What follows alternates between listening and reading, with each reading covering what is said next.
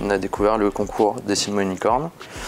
Et il se trouve qu'à ce moment-là, c'était moi qui m'occupais de la comptabilité.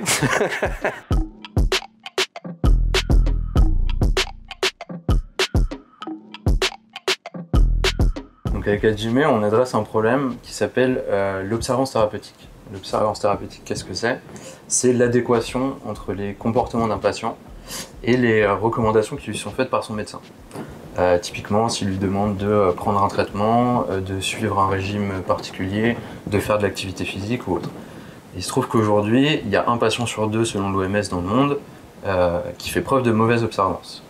Ce qui a des coûts sociaux et économiques énormes. Typiquement pour la sécurité sociale en France, ça va être de l'ordre d'environ 9 milliards d'euros par an qui sont perdus. Et alors ce qu'on fait nous chez Hajime, on sait mesurer les comportements et les prédire. Donc l'observance, c'est un comportement, donc on peut prédire en fait si les gens vont être observants ou non. Alors on en a entendu parler grâce à notre incubateur, notre premier incubateur qui est Incub-Alliance. C'est là qu'on a découvert le concours Dessine-moi une licorne.